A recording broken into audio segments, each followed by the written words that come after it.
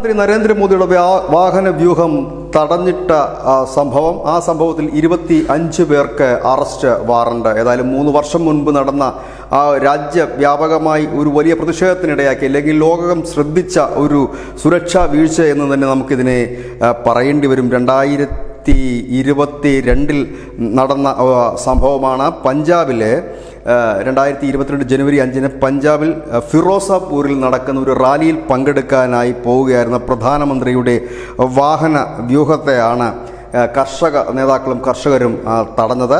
ഏതായാലും ആ സംഭവത്തിൽ അന്ന് നിസാര വകുപ്പ് ചുമത്തി, അതായത് പിയറ എന്ന് പറയുന്ന ഒരു മേൽപ്പാലത്തിലൂടെ പ്രധാനമന്ത്രി, നമുക്ക് പ്രേക്ഷകർക്ക് ഒരുപക്ഷെ മറക്കാൻ കഴിയില്ല ആ വിഷ്വൽസ് ഒന്നും.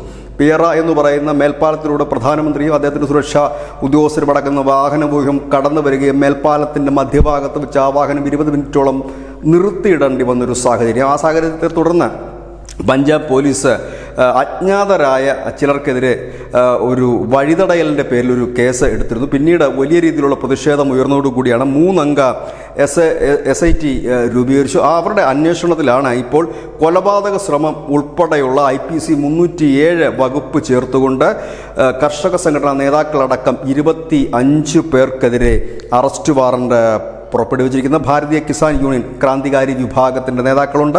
ക്രാന്തികാരികളുടെ 2 യൂണിയനിൽപ്പെടുന്ന നേതാക്കളും അണികളുമുണ്ട്. ഇവർക്കെതിരെ 3 വർഷം മുമ്പ് നിസാര വകുപ്പുകളായിരുന്നു ചുമത്തിരുന്നെങ്കിൽ ഇപ്പോഴത് ആ വകുപ്പുകളെല്ലാം മാറിയിരിക്കുന്നു.